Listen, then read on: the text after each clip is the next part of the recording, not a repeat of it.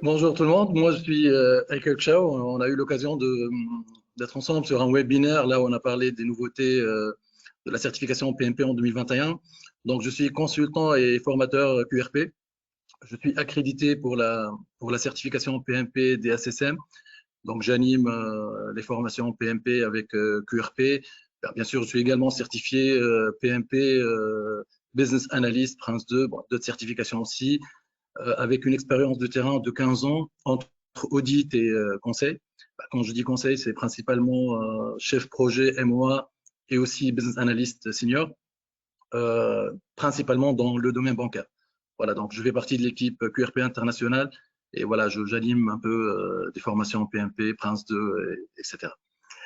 Voilà, donc notre webinaire aujourd'hui, comme vous le savez, porte bien sur les nouveautés de la version 7 du PMBOK. Donc j'ai l'immense plaisir d'être avec vous aujourd'hui pour discuter certaines réflexions, certains points, disons, concernant cette nouvelle version. En fait, cette nouvelle version, elle est tout récente. La version anglaise, en fait, elle a eu le jour le mois de juillet précédent. La version française va être publiée normalement d'ici quelques mois, hein, elle a pris un peu de retard. Disons que la version 7 PMBOK, c'est une version qui a été longtemps attendue par les professionnels dans le monde de gestion de projet ou tout intervenant dans le domaine de gestion de projet. Et on va voir que, comment dire, l'idée de cette version, c'est qu'elle constitue un nouvel état d'esprit. On va voir que les changements sont quand même importants. Bon, aujourd'hui, on parle de réduction de nombre de pages du PMBOK V6. Bon, ça c'est vrai, oui, mais c'est pas le, comment dire, l'objectif principal de cette réforme. Donc, on aura l'occasion d'en parler dans le détail. Notre webinaire, en fait, on peut le présenter ainsi, sous forme d'agenda. Au début, on va essayer de parler ou de comparer les démarches des deux versions V6, V7. On va voir que la version 6 PMBOK elle est plus orientée processus, alors que la nouvelle version 7 elle est plus orientée principe. Elle prend plus de hauteur et n'entre pas dans le détail. Et on va voir pourquoi. Donc, ça va être l'occasion de parler de ça. Cette nouvelle version 7 met comme point d'importance la valeur. D'accord. Bah, c'est vrai que dans la V6, on parle de valeur. En fait, ce n'est pas un nouveau concept.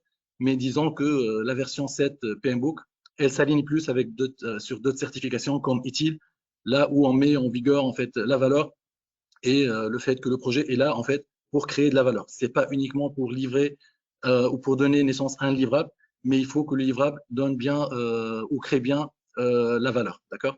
Et on va voir ça dans le cadre du standard pour le management du projet. Par la suite, on va parler des domaines des performances et alignement avec le programme ATP 2021. On va voir que la nouvelle version 7 du PMBOK, bah, elle se base plus sur des processus, mais plutôt sur des domaines de performance. Et on va essayer aussi de discuter, parce que vous savez très bien que PMI récemment, en 2021, elle a changé le programme de la certification en injectant plus d'agilité, disons 50% des questions d'examen pour rattraper un peu le gap. Donc, on va voir un peu comment s'articule cette nouvelle version 7 par rapport à ce qui a été fait en 2021. On va parler un peu de l'adaptation ou du tailoring. Même le tailoring, il existait dans la V6, mais c'était vraiment sous forme de paragraphes par domaine, donc ce n'était pas vraiment très détaillé. Là, dans la V7, on a compris qu'on est dans un environnement vraiment en perpétuel changement, donc il faut quand même qu'on s'adapte, il faut que la V7 s'adapte au contexte, à l'organisation, à l'environnement, à l'équipe, etc.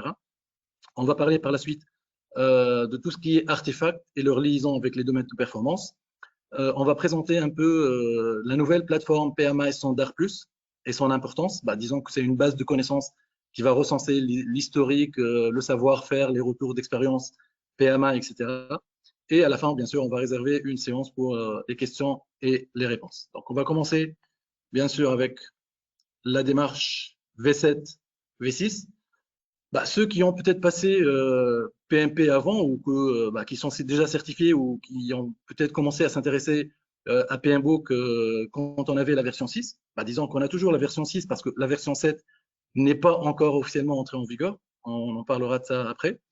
Mais disons que la V6, on peut la schématiser comme suit. Donc, il y a des domaines de connaissances, il y a des groupes de processus de management de projet. Donc, dans les domaines de connaissances, on peut citer bah, les classiques, la gestion du périmètre, l'échéancier, coût, qualité, les parties prenantes, etc. D'accord. Et dans la partie à droite, en fait, on va dire que un projet, il est géré en groupe de processus. On va initialiser le projet, on va planifier les travaux, on va exécuter le projet, on va essayer de maîtriser, de monitorer, de contrôler, etc. Et à la fin, on va faire la clôture du projet. Et en fait, l'examen a été réparti un peu en pourcentage en fonction de ces domaines et de ces groupes. Et si on fait l'intersection des deux, on va trouver 49 processus. Et quand on parle de processus, on parle toujours de données d'entrée qui vont être traitées par un processus, comme par exemple planifier l'échéancier, engager les parties prenantes, etc. Le processus donc, va lancer un ensemble d'outils et techniques pour avoir des données de sortie. Les données de sortie d'un processus sont les données d'entrée d'un autre. Et ça, en fait, finalement, la V6 a été largement critiquée. C'est vrai qu'entre la V1 et la V6, on était toujours dans cette logique de processus. C'est une logique qui a bien fonctionné durant, disons, une décennie. Mais par exemple, moi et mes collègues, quand on a passé la certification, on l'a réussi, on était bien sûr contents. Mais comme retour d'expérience, on a dit c'est un peu compliqué à appliquer en pratique. Il y a trop de redondance, c'est très volumineux. Les entrées d'un processus sont les sorties d'un autre ou vice-versa. On redéfinit à chaque fois les outils, les techniques, donc ça devient trop redondant, pas très pratique. Et voilà, donc l'idée, c'était un peu d'alléger tout ça parce que le projet n'est pas fait vraiment dans une approche séquentielle. D'accord? Donc ça, c'était un peu pour rappeler un peu la logique de la V6. Ce qu'on a dit maintenant pour la V7, on va s'orienter principe, d'accord? La version 7 du PMBOK, disons qu'elle est faite en deux parties. Il y a ce qu'on appelle le standard pour le management du projet et il y a le guide PMBOK V7. Disons que le standard pour le management du projet, il y a une partie introductive, c'est quoi un projet, chef de projet, etc. On définit un peu le système pour la livraison de valeur. On va parler un peu après avec plus de détails. Mais voilà, on définit un peu ce qui est la valeur, comment créer la valeur, comment un projet peut être articulé dans un programme, dans un portefeuille, etc. Et on cite 12 principes. On va voir que ces 12 principes sont universels. Et PMI a choisi exprès en fait des principes comment dire, universels, simples, qui ne peuvent pas être en opposition avec d'autres approches ou méthodologies comme Prince2, comme Scrum ou autres. Donc vous allez voir, c'est vraiment rédigé d'une façon très simple. Et on a dit finalement, il ne faut plus entrer dans le détail. On va créer ou présenter 12 principes généraux pour la gestion de projet. Et après, on va les détailler dans des domaines de performance. Donc on aura l'occasion d'en parler en détail. Donc cette partie, disons que c'est le socle, définition de la valeur, définition des 12 principes clés d'une gestion d'un projet. Et après, dans un deuxième temps, donc si on a ça, on peut entrer avec plus de détails. Bon, ça ne va pas être le même niveau de détail que la V6, vous allez voir. On va parler de 8 domaines de performance, mais vous allez également voir que ces 8 domaines de performance, ce ne sont pas vraiment des nouveautés, en fait. On va toujours parler de risque, on va parler partie prenante, équipe, et ça, c'est des choses qu'on maîtrise déjà, d'accord? On va parler dans une section à part de l'adaptation, ce qu'on appelle le tailoring. Je rappelle aussi que ça existait dans la V6, mais ce n'était pas vraiment une section dédiée. Donc là, l'objectif de PMI, c'est de vous donner un guide, comment adapter, dans quel contexte, qu'est-ce qu'on peut adapter, etc., etc. Donc c'est vraiment un atout de cette version V7, parce que si on prend, ils ont compris, si on prend tel qu'elle est le PMBOK et on essaye de l'appliquer d'une façon identique, peu importe le contexte, la société, l'organisation, le secteur, on ne peut pas s'en sortir. Donc, on a mis plus d'accent sur le tailoring. Et à la fin, on va détailler toutes les méthodes, techniques et artefacts. Et pour moi, ça, c'est vraiment l'un des atouts de cette version 7 PMBOK. On ne s'attarde pas trop dans chaque processus sur les outils techniques, etc. Donc, on vous donne une boîte à outils à la fin. On recense un peu, pas d'une façon exhaustive, mais on recense un peu les méthodes techniques et artefacts les plus importants. Et on essaye de les lier à des domaines de performance, d'accord? Mais inutile de faire en fait des casse-têtes avec des entrées, sorties, des outils techniques. Si vous prenez la V6, par exemple, le jugement à dire d'expert, là, vous allez trouver un peu partout, presque dans toutes les pages, on parle de jugement d'expert. Les ateliers, les entretiens, à chaque fois, à chaque processus, on redit et on refait des définitions, ce qui crée de la redondance, d'accord? Et c'est ce qui crée finalement ce PMBOK Guide V7. Donc, c'est deux parties. Disons que le standard pour le management du projet, c'est pour être aussi en conformité avec les standards de l'ANSI, l'American National Standard Institute, d'accord, pour des soucis de qualité, conformité, etc. Même en V6, ça existait. Donc, on prépare un peu le terrain avec ce standard pour attaquer le PMBOK dans la deuxième partie. Mais disons que le vrai PM Book, au vrai sens du terme, commence à cette deuxième partie, d'accord, ou au niveau de cette deuxième partie. Alors, ce qu'on peut dire, c'est que finalement, dans l'ancienne version V6, l'idée de PMA était de répondre à la question comment faire le projet. Dans la V7, maintenant, on pose la question quoi en fait? Qu'est-ce qu'on doit faire? Mais pas comment faire. On était orienté plus processus, entrée, sortie, enchaînement des étapes, etc. En fait, la V7 prend plus de hauteur par rapport à ça, quoi faire et pas comment faire. Ce qui fait qu'aujourd'hui, on peut dire que le PMBOK V7, il se place un peu à un niveau supérieur de tout ce qu'on a fait déjà dans la V6, tout ce qu'on dit dans Prince 2, parce que Prince 2 aussi, on est dans le détail, on est dans la gestion des exceptions, on est dans la gestion des équipes, etc. Non, le PMBOK n'entre pas, la V7 n'entre pas dans tout ce détail. Donc, il vient à un niveau de couche supérieur aussi à des approches agiles comme Scrum.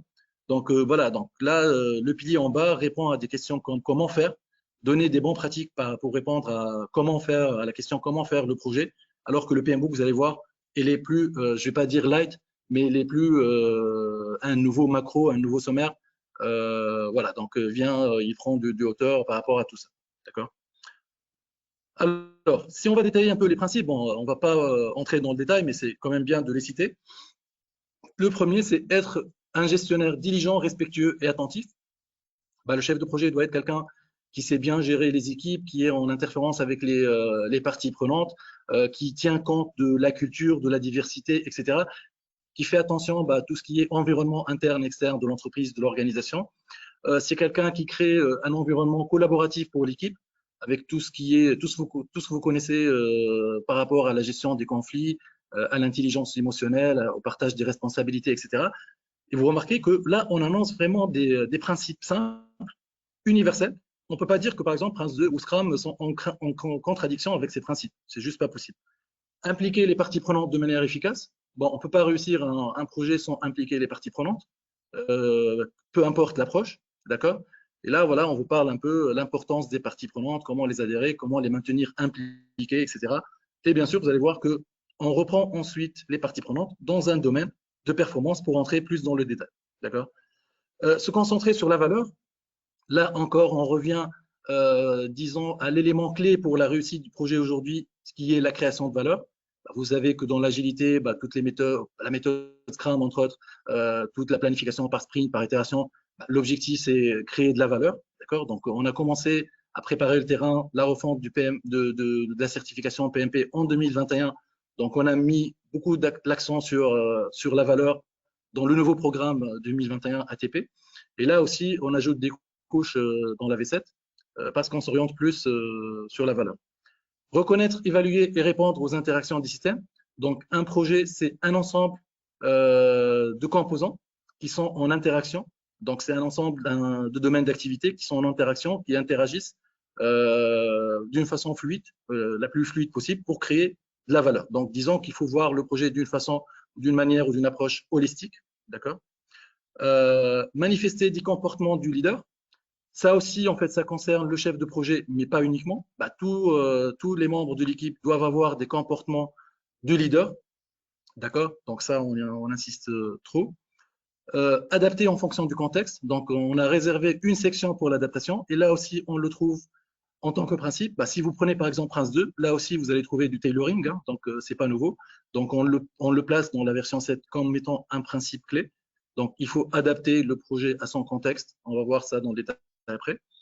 Garantir la qualité au sein des processus et des livrables. Ça, c'est pas nouveau. Hein. Dans la V6, on a tout un domaine qualité, comment respecter les critères d'acceptation, s'assurer que les clients sont satisfaits, que le projet livre vraiment ce qui a été demandé, avec toutes les composantes qualité, contrôle qualité, assurance qualité, etc. Se frayer un chemin dans la complexité. Bon, là, on peut dire que c'est plus de la nouveauté. On tient compte de la complexité du projet. D'accord? Et comment l'équipe peut faire face, peut identifier les complexités, quels sont les outils et méthodes que les membres d'équipe peuvent déployer pour gérer la complexité. On est parfois sur des projets plus complexes que d'autres, des projets peut-être IT dans lesquels on ne maîtrise pas trop notre périmètre, on est sur une transformation digitale. C'est pas comme si on est dans un projet classique de construction ou un projet là où on applique la méthode ou l'approche prédictive, là où tout peut être prévu. D'accord? Donc ça, c'est important aussi. Optimiser les réponses aux risques. Ça, c'est pas nouveau. On parlait toujours des risques dans un domaine spécifique dans la version 6. Et là, on va dire optimiser les réponses, c'est-à-dire prendre la meilleure réponse au risque. Quand on dit réponse au risque, ça peut être peut-être accepter le risque, peut-être le transférer, peut-être l'atténuer en fonction des situations, en fonction de l'importance des risques. Tout ça, c'est pas nouveau, d'accord?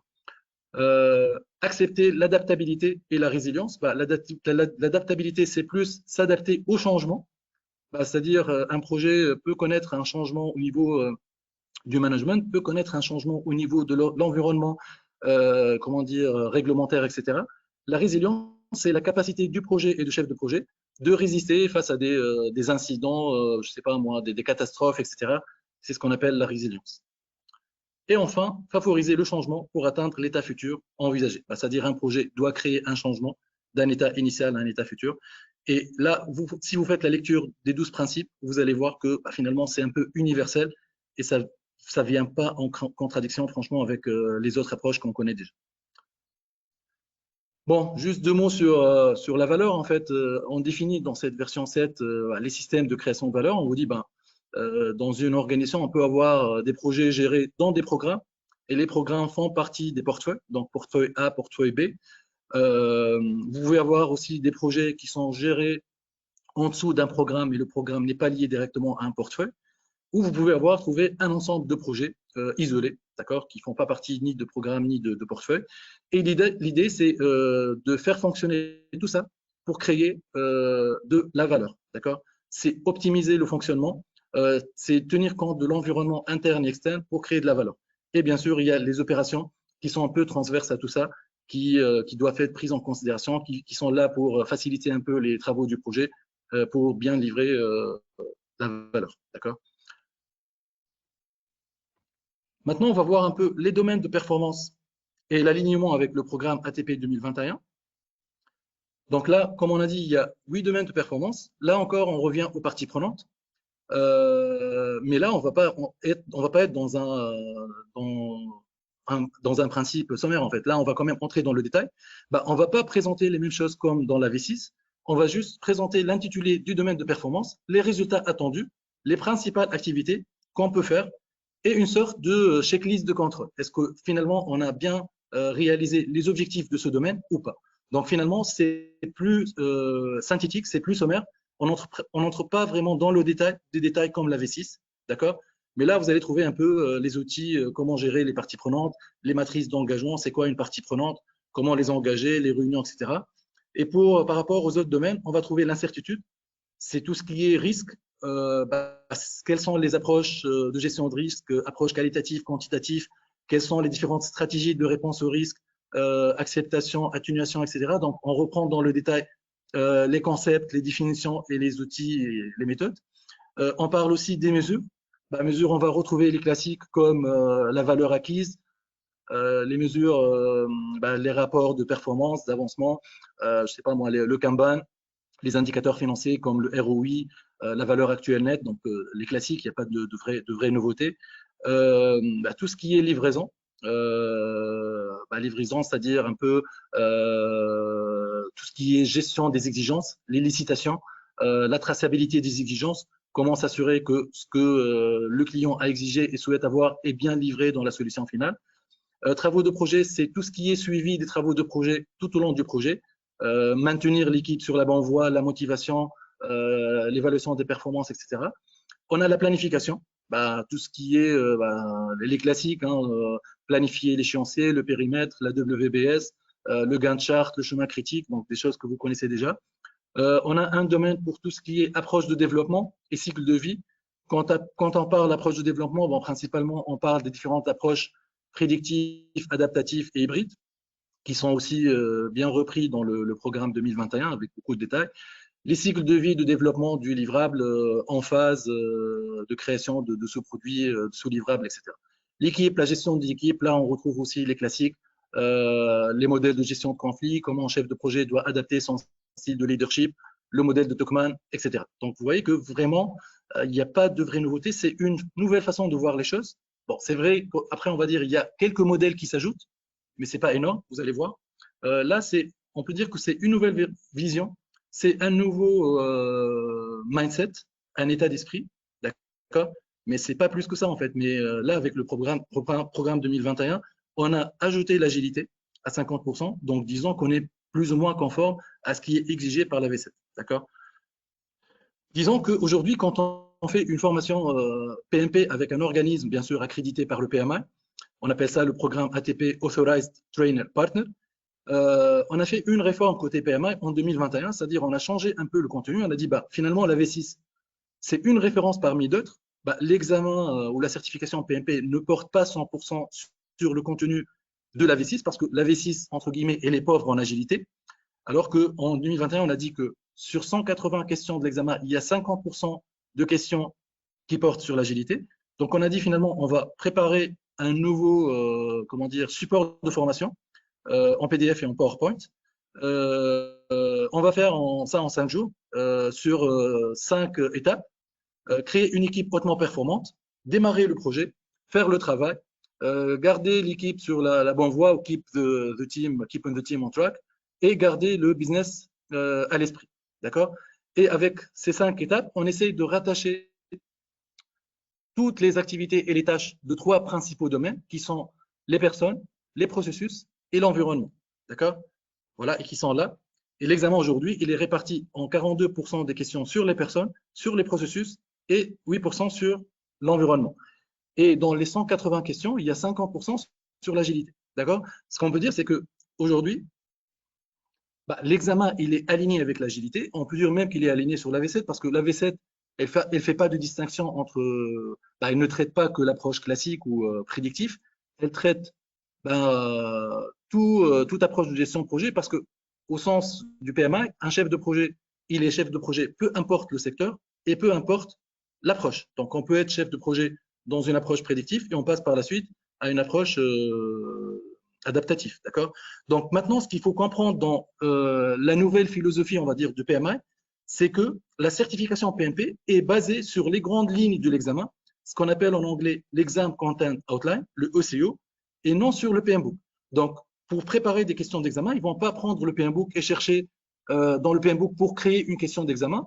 Ils vont se baser sur, comment dire, des grandes lignes d'examen. Il y a un document qui détaille ça, je vais vous le montrer. Et là, après avoir élaboré la question, ils vont voir est-ce que cette question qui a été élaborée, est-ce qu'elle est en harmonie avec le contenu du PMBOK, avec d'autres contenus, d'autres références ou pas. D'accord? Mais on ne s'appuie pas sur le PMBOK pour préparer les questions d'examen. D'accord? Il faut avoir ça en esprit parce qu'avant, on était toujours calé sur apprendre par cœur le PMBOK, le lire 3-4 fois. Franchement, c'est plus l'objectif, c'est plus intéressant. Vous n'allez plus avoir en examen des questions genre est-ce que parmi la liste, quelle est l'entrée, quel élément ne fait pas partie des entrées de processus, gérer le périmètre, etc., etc. Donc, on n'est plus dans cette optique. D'accord? Donc, le PMBOK est utilisé avec d'autres références pour bien fonder les questions, pas plus. Et pourquoi là, j'ajoute un peu les 8 domaines de performance? Parce que de toute façon, le travail a été déjà fait, je peux dire, en 2021, parce qu'on a aligné le programme sur l'agilité. On a tout ce qu'il faut. Disons, le programme ATP, il est mixte entre les deux. Il contient toutes les classiques de l'approche, disons, classique, prédictif ou adaptatif ou hybride. On répartit les tâches un peu entre les 3 domaines. Mais quand on fait la formation, on découvre finalement qu'on parle bien des parties prenantes, du risque, des mesures, des livraisons, des travaux, planification, des approches, des équipes. Bah, tout ça existe déjà dans le programme 2021. D'accord? Donc là, déjà, il en serait bien dans le programme ATP 2021, on dit qu'on n'est plus orienté processus entrée, processus sortie, on est plus dans, on a des personnes qui vont exécuter des processus dans un environnement pour créer de la valeur. Donc ça, ils l'ont fait quand ils ont parlé du programme 2021. Donc l'examen, il est réparti en 50% questions méthode prédictive, 50% questions sur l'agilité. Quand je dis l'agilité, principalement la méthode Scrum, mais il parle quand même un peu du Kanban, du XP, mais vraiment PMI, PMP, il est plus articulé sur la méthode Scrum. Disons que c'est le référentiel de base pour l'agilité. Et là, en fait, sur le site du PMI, vous pouvez le télécharger même, hein, c'est gratuit. Vous avez le lien. Vous pouvez télécharger ce qu'on appelle le ECO, Exam Content Outline, là où on va vous détailler ce que l'examen PMP peut contenir en certain nombre de tâches. Les tâches sont réparties en 3 blocs, des tâches qui concernent les personnes, les processus et l'environnement. Quand je dis personne, bah, c'est tout ce qui est tâches, gestion émotionnelle des équipes, gestion des conflits, motivation, processus, les classiques, gestion du périmètre, échéancier, coût, qualité, bah, tout ce que vous savez. Environnement, bien sûr, c'est tout ce qui est changement, environnement interne, externe, classique. D'accord? Voilà. Donc maintenant, ce qu'on doit maintenant finalement comprendre, c'est que le PMBOK, il ne faut plus le traiter comme, entre guillemets, la Bible ou la source officielle de l'examen. C'est une source parmi d'autres, mais on ne peut peut-être pas réussir aujourd'hui l'examen en lisant uniquement le PMBOK, et surtout la V6, d'accord? Parce que là, on a ajouté l'agilité, on a ajouté d'autres choses, d'accord? Là, on essaye aussi de présenter dans un slide les impacts du PMBOK V7 sur l'examen. Ben, je vous ai parlé d'examen content online. Pour PMI, on vous dit ben, le PMBOK V6, c'est une référence parmi d'autres. Il complète ça par d'autres références comme le Agile Guide de PMI, d'autres références, mais bon, franchement, pour être honnête, c'est inutile d'aller lire 10 références pour passer l'examen, et c'est l'avantage de faire la formation avec un organisme de formation ATP, parce qu'il vous donne déjà le support officiel du PMI en PDF, bah, qui fait un peu le mix de tout ça et qui vous donne un peu, qui vous prépare, vous prépare bien à l'examen avec une couche agilité, avec une couche sur les approches traditionnelles. Donc, vous n'êtes pas franchement obligé d'aller lire les 10 références. Mais pour PMI, ils vous disent bah, finalement, nous, notre examen n'est pas articulé à 100% sur le PMBOK. Le PMBOK, c'est une référence, mais il y a d'autres, d'accord? Donc, c'est pour ça qu'il faut quand même comprendre la nouvelle philosophie. Maintenant, ce qu'on peut dire par rapport à cette V7, le PMBOK V7 n'est pas encore cité comme référence dans les grandes lignes de l'examen. Donc, si on regarde aujourd'hui le site de PMI, ceux qui sont membres déjà, ils peuvent télécharger le PMBOK V7 en anglais, pas de problème.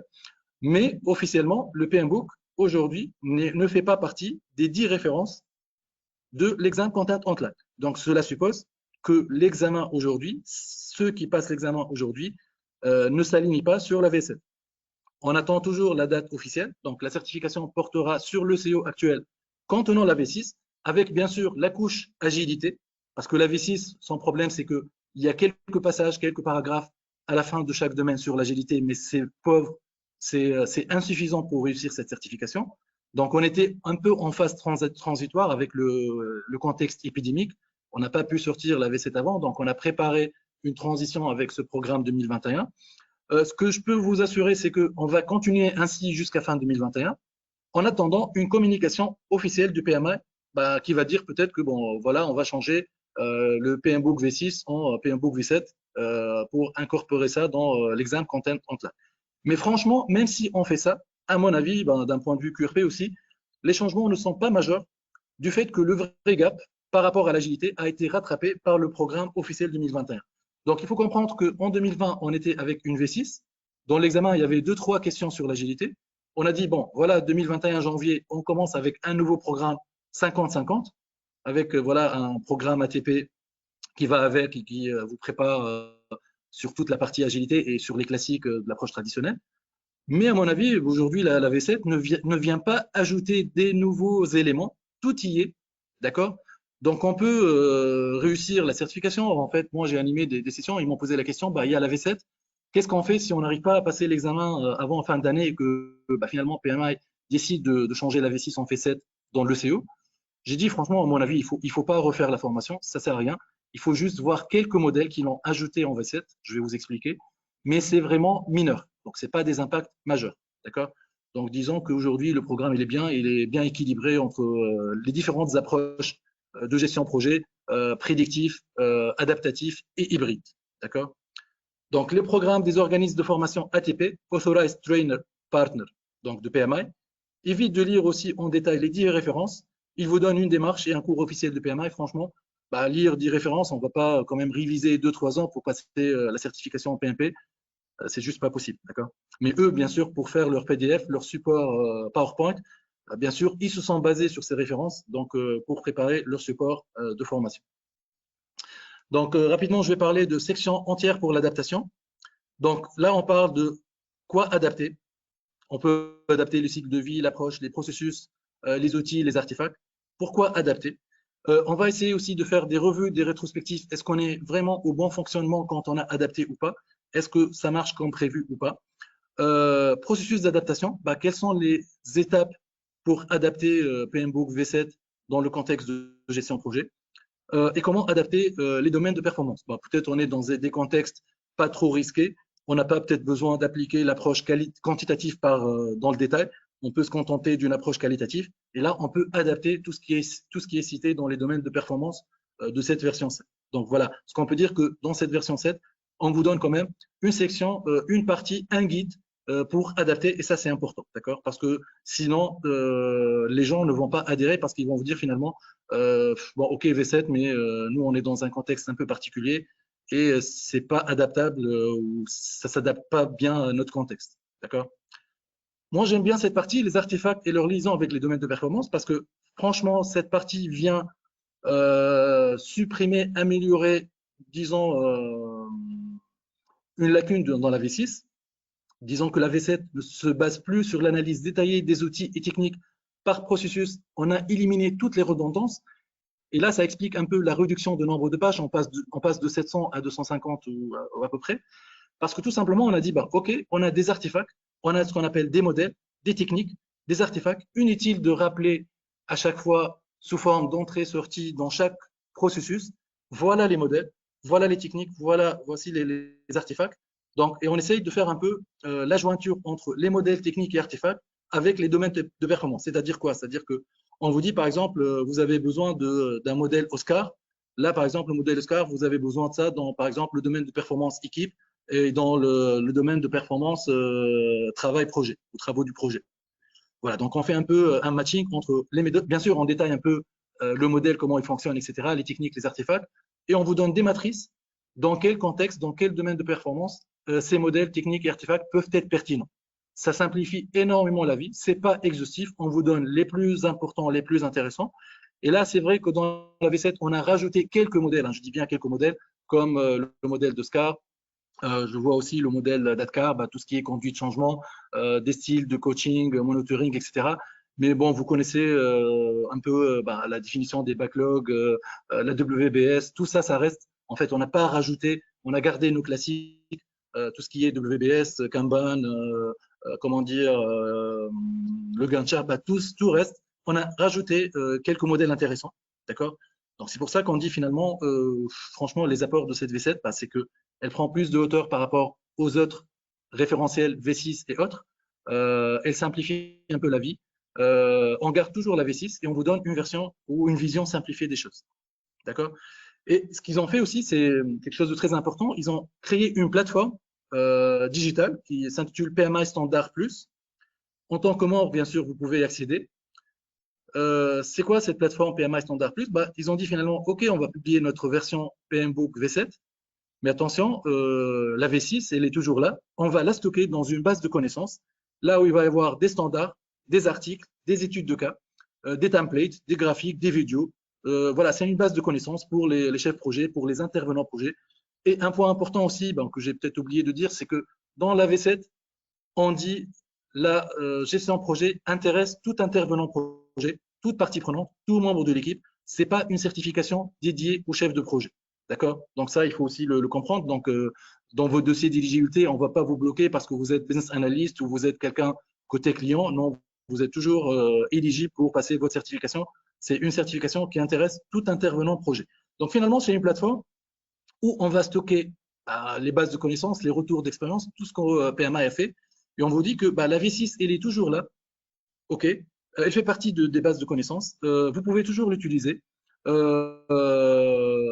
dans la V7, on a repris des modèles, la WBS, comment dire, le modèle de Tuckman existait dans la V6, tout ça, ça existait. Donc, on ne va pas l'ajouter. Si quelqu'un veut entrer dans le détail de détail, il peut toujours se référer à cette, comment dire, à cette version 6 du PMBOK. Voilà, donc je vous cède la parole en fait pour poser des questions. Hein. Bien sûr, si vous avez des questions par rapport à la présentation ou par rapport à l'examen ou tout ce que vous souhaitez savoir, je suis là pour répondre à vos questions. Avec plaisir. Alors, on a déjà quelques petites questions. Donc, bonjour, le PMI Standard Plus est uniquement en anglais. Êtes-vous d'accord que cela est un vrai problème relativement aux traductions du PMBOK? Alors, bon, le PMI Standard Plus, oui, c'est vrai, c'est en anglais, alors que la V7, en fait, là, aujourd'hui, ils ont publié la V7 en anglais Mais dans quelques mois, le PMBOK, de toute façon, il est publié en plusieurs langues, hein, pas que le français et l'anglais, plusieurs autres langues, donc ça va venir. Donc vous aurez toujours une version en français. Et disons que, à mon avis, pour la certification en PMP, on est quand même chanceux parce qu'il y a vraiment de la matière. Il y a le programme de formation ATP qui est aussi en français, en anglais. Il y a pas mal de formations en français. Il y a pas mal de références de bouquins en français. Par rapport à d'autres certifications, quand même, on a de la matière. Bah, le fait que PMI Standard Plus soit en anglais, bah, c'est compréhensible parce que bon, là, on n'est pas sur le PMBOK, c'est plus les Américains, donc on garde ça en anglais.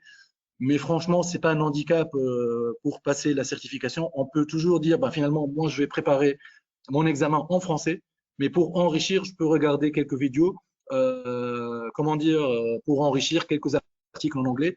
Et même nous, quand on fait la formation QRP, par exemple, on a accès à une plateforme qui s'intitule PMI Choice. Donc, on vous donne accès à un cours en français. Mais par contre, il y a des vidéos, on appelle ça les vidéos Spotlight, ils sont en anglais et sous-titrés en français. Donc, ça vous invite un peu aussi à voir un peu le côté anglais. Franchement, c'est pas bloquant, d'accord? Même si le PMI Standard Plus est en anglais, vous allez trouver d'autres références, d'autres chaînes YouTube, d'autres bouquins officiels qui sont en français. Donc, disons que PMP, on a la matière, d'accord? Donc, pour moi, c'est pas un handicap. Voilà. Alors ensuite, est-ce que les 12 principes de PMP 2021 viennent du 12 principes du manifeste Agile? Alors, ce n'est pas exactement les mêmes. Là, c'est les 12 principes de PMBOK V7, ce n'est pas les 12 principes de la version 2021, attention. Ce qu'on a fait en 2021, on a dit, OK, bon, on ne va pas attendre la préparation de la V7 a pris un retard et PMA était un peu à l'écart de toutes les méthodes agiles. Il a été largement critiqué. On a dit, bah, finalement, on va faire quelque chose de rapide. On va créer un programme 2021 qui aligne le programme sur l'agilité. On divise un peu le contenu de l'examen en 50-50, d'accord?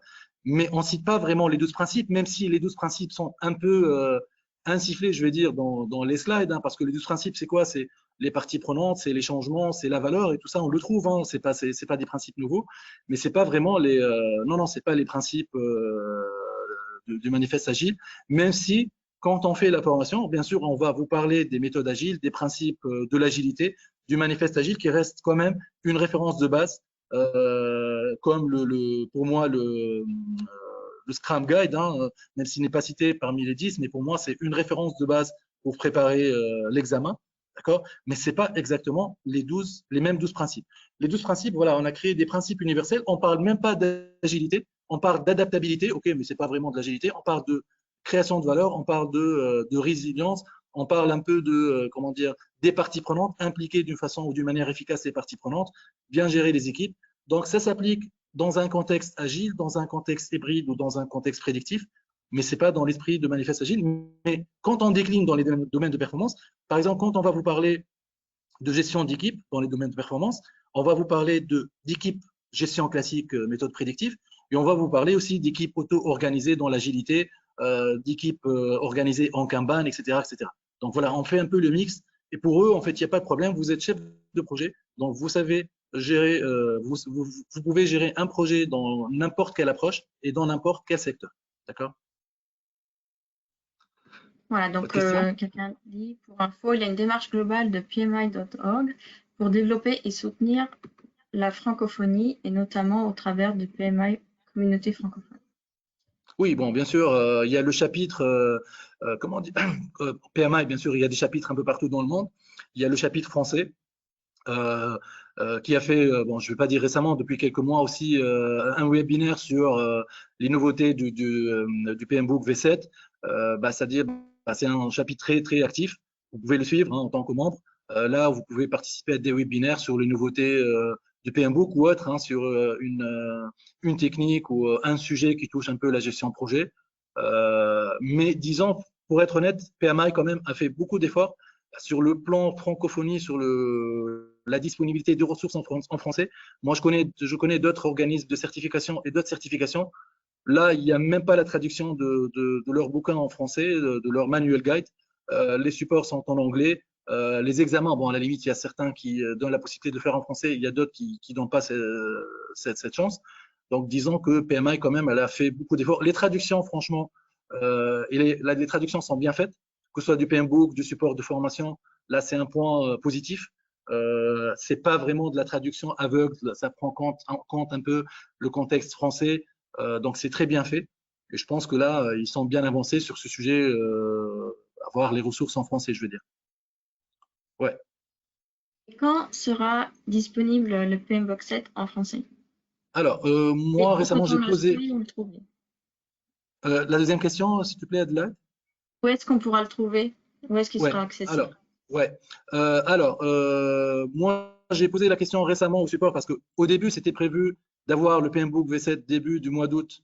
Bah, ils n'ont pas spécifié que ça va être en anglais en premier temps et après, il va y avoir les autres traductions. Donc, tout le monde pensait qu'ils vont avoir leur version en français durant le mois d'août. C'est pas encore fait. Donc, j'ai posé récemment la question au support. Normalement, si tout va bien, on va avoir cette version en octobre, en français. Bon, peut-être qu'il va y avoir peut-être un peu d'avance, peut-être en septembre, je sais pas. Mais disons, entre septembre et octobre, normalement, on va avoir la V7 en français. Mais encore, j'insiste, même si on va l'avoir en français, c'est pas une source officielle de préparation pour l'examen. Même si vraiment, si vous faites la lecture, vous allez trouver tout ce qui existe dans le programme ATP, pratiquement. J'ai dit qu'il y a quelques modèles qui s'ajoutent. Bah, finalement, la V7 ne vient pas contredire ou changer, comment dire, le contenu. Ben, il est là pour structurer un peu les choses. Elle a ajouté 2-3 modèles, mais vraiment, les impacts ne sont pas énormes. Donc, la version 7 en français va être disponible normalement le mois d'octobre. L'examen continue avec le programme actuel jusqu'à fin d'année. Comment la télécharger? Il faut être membre du PMI. Bah, c'est-à-dire, si vous êtes déjà membre, vous pouvez la télécharger en PDF gratuitement ou vous faites l'inscription en tant que membre. Après, bon, je ne sais pas, peut-être il y a d'autres formules quand vous suivez la formation avec un organisme ATP. Il y a des packages là où on vous donne un peu des accès à des simulateurs, des accès au PMBOK en tant que membre PMI, etc. D'accord? Mais pour l'avoir, il faut être membre ou peut-être aussi, c'est possible de l'acheter sur, bah, je pense, des sites comme Amazon quand la version sera disponible. Donc, c'est toujours possible. D'accord? Est-ce que c'est bien clair? Est-ce que l'examen est disponible en français? Donc la réponse est oui, absolument. Yes, Et absolument, ouais. ensuite, deuxième question sur l'examen, se fait-il à distance? Donc oui, Oui, également, il c'est y a une bonne possible. question.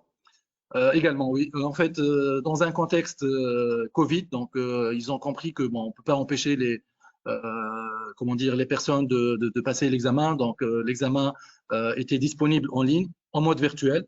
Bon, après retour d'expérience, pour être honnête, il y a des personnes qui ont aimé l'expérience, il y a d'autres personnes qui ont trouvé ça un peu compliqué.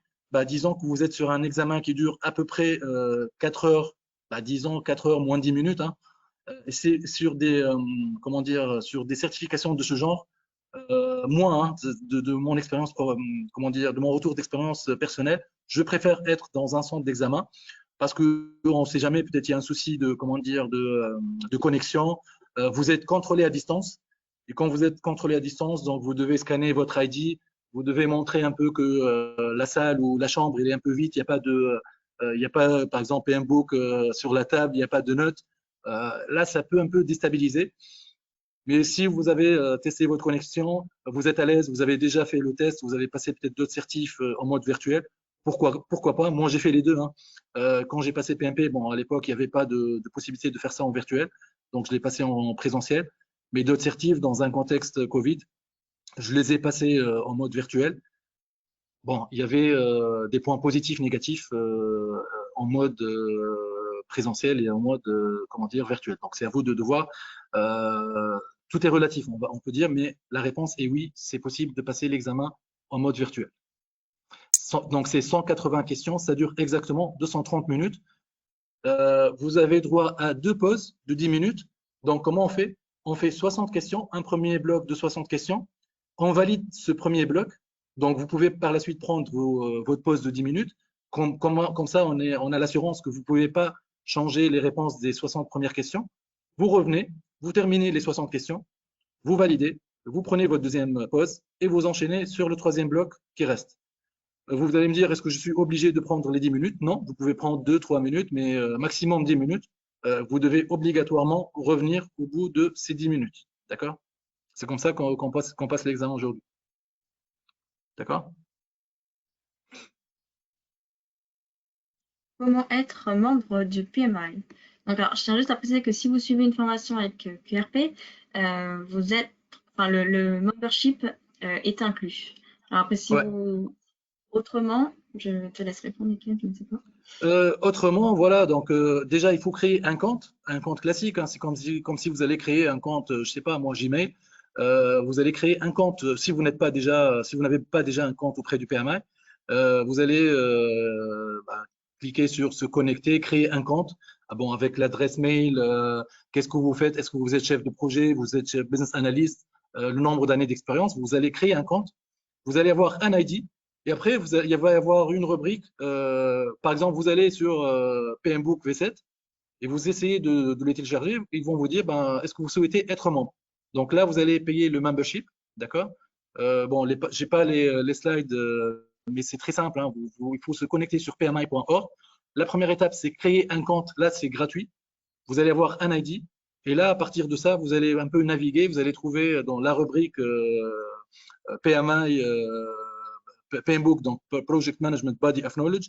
Vous cliquez sur la V7 et là, ils vont vous dire bah, si vous voulez acheter ou télécharger le PMBOK à un prix réduit, vous pouvez être membre.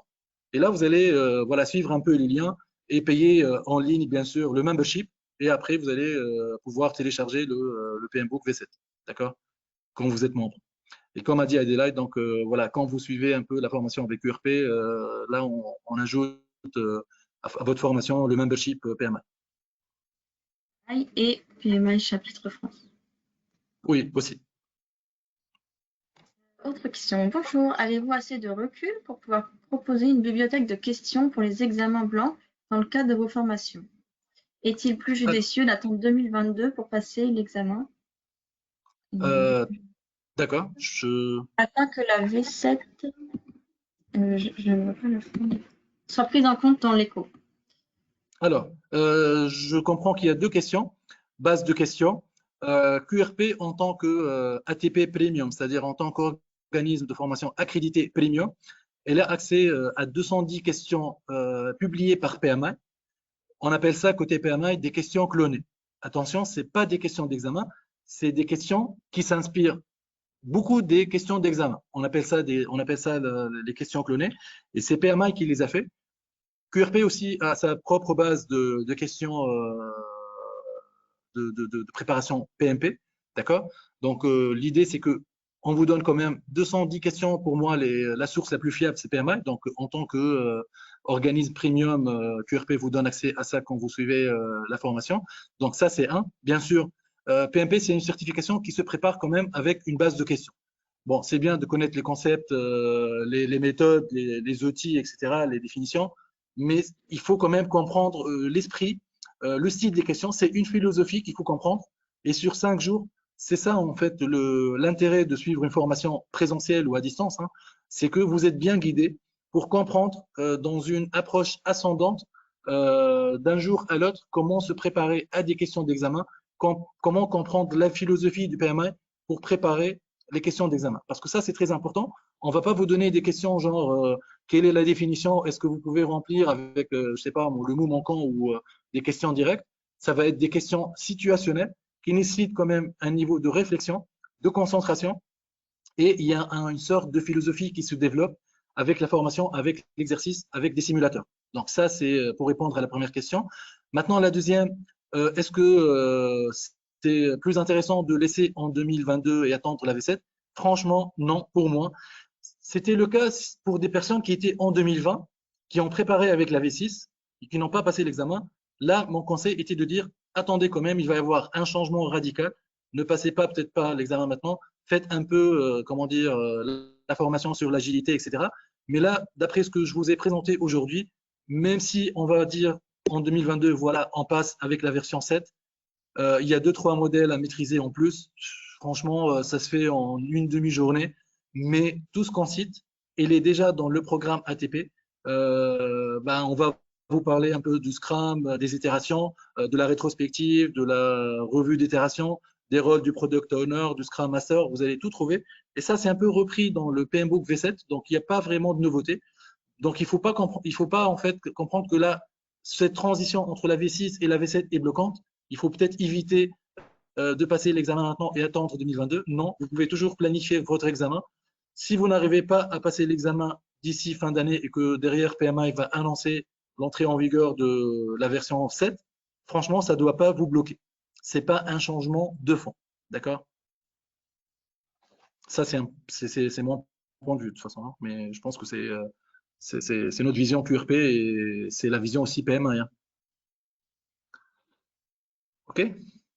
Oui, pour compléter ce sujet, donc j'ai un examen le 13 Ouais. septembre. J'ai fait ma formation sur le PMBOK V6 en début 2021. Est-ce que j'aurai des questions sur la V7? Donc, non, pas encore. Non. Non, seulement Logiquement. quand Sur l'examen sera l'agilité, oui. montré par le... Voilà. Sur l'agilité, parce qu'on a dit, attention, la V6, c'est une référence parce qu'on va toujours vous parler de la WBS, du Gantt chart, des matrices d'engagement des parties prenantes, du modèle du Tockman. Ça, on les trouve dans la V6. On l'a déjà repris dans notre programme 2021. Et dans le programme 2021, ce qu'on a ajouté par rapport à cette V6, c'est vraiment la couche agilité. C'est là où on développe le Scrum, le Kanban, un peu d'XP, vraiment un peu. C'est là où on vous parle des cérémonies agiles, des rôles, du product owner, etc. Et tout ça, vous n'allez pas le trouver dans la V6. Donc, si vous avez fait la révision ou la formation, disons en 2020, tout seul ou avec un organisme, et vous n'avez pas fait la formation en 2021, nous, on vous conseille quand même peut-être de refaire la formation pour rattraper un peu la partie agile, ou bien peut-être de dire, bon, non, j'ai pas peut-être le budget nécessaire, je vais me contenter avec ma formation que j'ai fait en 2020 et j'ajoute de la lecture, du Scrum Guide, des chaînes YouTube, de la lecture, des articles, des forums, etc., pour rattraper mon gap par rapport à l'agilité. D'accord? Donc, ça dépend de dans quel cas vous vous trouvez. Si vous avez fait la formation en 2021 avec un organisme de formation, ATP, donc là, vous pouvez passer l'examen maintenant, dans quelques mois, en 2022. La V7 ne doit pas vous bloquer. Mais si vous êtes un peu plus dans la V6, vous avez peut-être fait la formation en 2020 ou avant, ou bien vous faites l'effort personnel pour rattraper le gap, entre guillemets, sur l'agilité, parce que vous allez avoir 50% des questions d'examen sur l'agilité. Avant, c'était 3 ou 4. Moi, quand j'ai passé l'examen avec la V6, avant la réforme, bien sûr, 2021, donc c'était un peu avant, beaucoup avant quand même, il n'y avait pas vraiment assez de questions sur l'agilité. Là, aujourd'hui, l'examen, il est à 50-50. Donc, vous allez trouver 90 questions qui portent sur l'agilité. Donc, si vous vous contentez de la V6, là, c'est pas bon. D'accord? Comment accéder à la plateforme Standard Plus étant membre du PMI?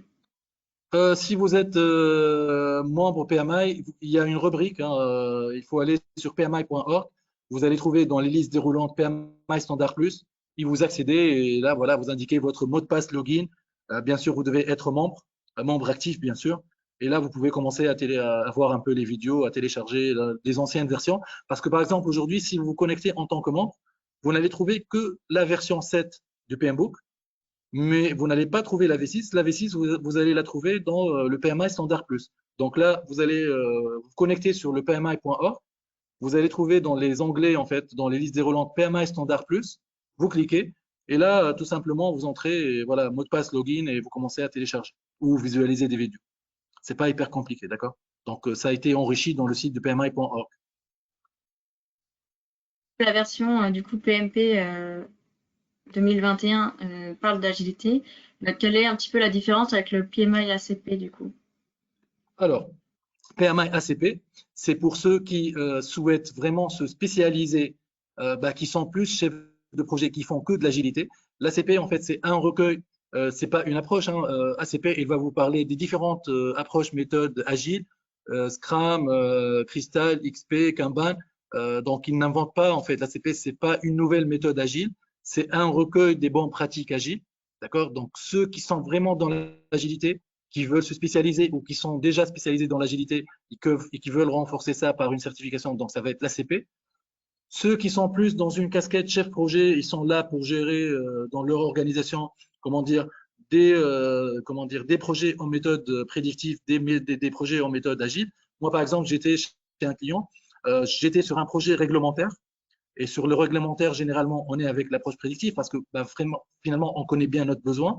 Donc, il n'y a pas vraiment d'agilité, il n'y a pas cette notion d'incertitude. Mais sur d'autres sujets, comme par exemple des projets d'automatisation, on était plus en mode agile. Donc là, je me dis, ben, PMP peut-être c'est plus comment dire, en harmonie avec un profil chef de projet qui parfois fait des projets en mode prédictif, au mode adaptatif, agile ou en mode hybride. Ceux qui sont déjà dans l'agilité à plein temps et qui n'ont peut-être pas besoin des méthodes classiques ou de l'approche prédictive, voilà, l'ACP, ça va être vraiment entrer dans le détail des méthodes Scrum, de la méthode XP, Kanban, mais vraiment dans le détail. Mais PMP, c'est un programme, disons, équilibré, 50-50. Moi, ce que je dis à mes participants, même si vous venez de secteurs là où vous n'avez jamais appliqué l'agilité, et ça arrive souvent, vous avez parmi les participants des gens qui viennent des secteurs comme la génie civil, la construction. Pour eux, c'est bloquant au début l'agilité. Pour eux, en fait, ils connaissent pas c'est quoi un sprint, pourquoi un product owner, etc. Ben, je dis, ben, OK, aujourd'hui, vous l'utilisez pas. Vous pouvez l'utiliser même dans vos secteurs. Je donne des exemples et j'explique aussi qu'aujourd'hui, l'intention de cette certification PMP n'est pas de faire des spécialistes en agilité, mais d'avoir un profil chef de projet qui s'adapte à n'importe quel secteur et qui s'adapte à n'importe quelle approche. Donc, on vous donne un peu les principes de l'agilité, mais sans trop rentrer dans le détail. On est d'accord, ce n'est pas l'ACP. Donc, disons que c'est une certification équilibrée. 50-50, c'est pour un chef de projet qui est là pour gérer son projet, peu importe le contexte. Et c'est important parce qu'aujourd'hui, vous êtes dans une organisation, que vous êtes interne ou externe, vous ne pouvez pas dire non, moi, j'ai jamais fait de l'agilité, je suis chef de projet, non, mais je n'accepte pas cette offre parce que j'ai jamais fait de l'agilité, je préfère rester dans l'approche prédictive. Non, on vous invite quand même à s'adapter, à ne pas être résistant à ce changement. Et voilà, on vous incite à un peu voir un peu les nouveautés par rapport aux méthodes agiles, et c'est ce qu'on cherche côté PMA. Et dans PMA et dans PMP, on ne vous parle pas de secteur, hein, on n'a pas des pratiques sectorielles. Un chef de projet, c'est un chef de projet, c'est un chef d'orchestre qui sait peut-être jouer un instrument ou deux, mais qui ne sait pas jouer tous les instruments. Finalement, il est là pour gérer un projet, peu importe le secteur et peu importe l'approche. Ceux qui veulent faire l'ACP, ils sont plus à 100% sur l'agilité et qui veulent plus avoir de détails sur les approches agiles. D'accord? Donc, est-ce qu'au vu de la coexistence V6, V7, le PMBOK 7 n'aurait pas pu être simplement une extension d'une trentaine de pages du PMBOK pour apporter la nouveauté des principes, à votre avis? Bon, trentaine de pages, quand même, on est content d'avoir 250. On était à 700. Franchement, bon, en 30, on ne peut pas faire quand même grand-chose parce que l'idée, quand même, était, comment dire, d'abandonner cette vision processus. Prenez un peu la V6, vous allez avoir un peu la redondance, les mêmes graphiques qui se répètent dans chaque page avec des entrées-sorties. Là, en fait, il y a quelqu'un qui a essayé de schématiser toutes les entrées-sorties sur 49 processus. Ça ne tient pas, franchement, ça ne tient pas, c'est très compliqué, ce n'est pas du tout scientifique. Donc, on ne peut pas quand même parler de 30 pages en seulement quelques principes. On a quand même donné des domaines de performance. Ce n'est pas hyper détaillé. On vous donne un peu les principes, les principaux domaines qu'il faut gérer au sein de projets pour créer de la valeur. Donc, je pense que la version, elle est quand même à un niveau d'équilibre satisfaisant. Quand même, pas 30 pages, pas 700. Vous allez voir, c'est en deux parties. La première, c'est un peu les systèmes de création de valeur, les 12 principes, les domaines de performance quand vous faites la lecture. Et c'est écrit en langage simple. On n'entre pas vraiment dans le détail, vous allez voir. Donc, c'est très bien écrit. Mais bon, franchement, ça ne peut pas être fait en 30 pages quand même. Pour montrer un peu les matrices, pour parler un peu des artefacts, des outils, quand même, il faut. Si on passe de 700 à 30, imaginez qu'on va quand même perdre de la crédibilité. En fait, c'est plus crédible. On n'a pas dit qu'il y a plus. Si on fait ça, on va dire finalement, on va pas supprimer la V6. On reste avec la V6 avec un autre guide complémentaire. Mais bon, là, l'idée, c'était quand même de publier une nouvelle version qui est quand même consistante et rigoureuse. Donc, à mon avis, on ne peut pas parler d'une trentaine de pages. Selon vous, y aurait-il des avantages de suivre la formation présentielle plutôt qu'à distance? Alors, on parle de formation ou d'examen. Si on parle de formation, ça dépend du contexte. Il y a des organismes de formation qui font un peu maintenant le mode mixte. Après, il y a des organismes de formation qui ont repris un peu le mode présentiel. Bien sûr, tout en respectant les mesures sanitaires. Le présentiel reste toujours mieux, mais bon, franchement, si on ne peut pas faire ça en présentiel. Il y a toujours un peu la possibilité de faire ça en virtuel. Vous êtes bien guidé. On essaye toujours de garder le contact après la formation pour vous expliquer un peu le dossier d'éligibilité. C'est-à-dire, même si on est en virtuel, nous, de notre côté, formateur QRP, on essaye de faire le maximum, de vous donner le maximum, de vous aider pour créer votre dossier d'éligibilité, de rester à l'écoute après l'examen, de vous accompagner pour payer l'examen, etc. Mais c'est vrai qu'en étant en mode présentiel, c'est toujours mieux pour échanger un peu par rapport à vos retours d'expérience. C'est plus convivial, partager des expériences. Bon, on peut toujours le faire en virtuel, mais c'est vrai que moi, j'ai fait les deux. Bon, il y a toujours une préférence pour le mode présentiel. Mais franchement, c'est pas bloquant. J'ai formé des participants en mode virtuel qui ont bien réussi leur certification, ils ont bien révisé, ils ont eu leur PMP. Donc ça montre bien que c'est pas bloquant. Et j'imagine aussi que durant le Covid, il n'y avait pas du tout le mode présentiel. Et regardez sur LinkedIn le nombre de personnes qui sont certifiées. Donc c'est pas bloquant. C'est mieux en présentiel, mais c'est pas bloquant. D'accord? Que faut-il faire la formation qu'un organisme pour pouvoir passer l'examen? Donc la réponse est ce n'est pas obligatoire, mais Ouais. Conseiller, on va dire. Donc vous pouvez bien sûr passer l'examen. Ouais. Oui, Adélaïde? je disais, c'est quand même, voilà, on fait quand même tout le travail pour vous de Ouais. vous préparer. Il y a quand même un professionnel derrière qui a Oui. de l'expérience, qui est certifié par le PMI, et donc en fait, on respecte exactement le programme, et ça vous évite Ça, quand ouais. même de lire tous les ouvrages, comme a dit Ekel. C'est ça. Ouais. Franchement, si on était avant 2020, en fait, disons avec la V6 ou avant, c'était peut-être plus simple, hein, acheter un simulateur ou s'abonner à un simulateur. C'était plus simple. Maintenant, avec la phase transitoire, l'agilité, les références, à mon avis, le mieux, bon, c'est d'être bien guidé. Vous êtes des professionnels, vous n'avez pas le temps de lire plusieurs références. Donc, on vous donne un peu l'essentiel pour réussir votre certification entre 2 mois, 3 mois maximum de préparation. D'accord? Voilà. Et donc la dernière question, est-ce que les autres Ouais. méthodes classiques comme Prince 2, IPMA s'habillent également dans l'agilité? Donc oui. Est-ce que, Est-ce que les méthodes classiques comme Prince 2, IPMA s'habillent également en agilité? Donc, oui. Prince 2, je pense qu'ils ont bien le référentiel en agilité, si je ne me trompe pas. C'est-à-dire que si vous faites la formation Prince 2, bon, on parle un peu de l'agilité, mais vous n'allez pas avoir des questions sur l'agilité, vous allez avoir des questions sur l'approche Prince 2. Après, il y a une autre certification Prince 2 Agile, moi je ne l'ai pas fait, mais Adélaïde, tu peux me le confirmer. Donc, on peut faire une autre formation Prince 2 Agile. L'équivalent côté PMI, bon, PMP, maintenant, il combine les deux. C'est ça le plus important, c'est que côté PMI, on a le PMP qui est la certification de base. Et aujourd'hui, on est plus de 1 million de personnes certifiées dans le monde. Hein. Vous imaginez l'importance de cette certification. C'est la certification qui attire le plus de professionnels dans le monde. Le chiffre le dit bien. C'est un contenu mixte. Il y a l'ACP qui est vraiment dédié à agilité. Maintenant, pour Prince 2, il y a la certification au niveau Foundation Practitioner pour l'approche Prince 2.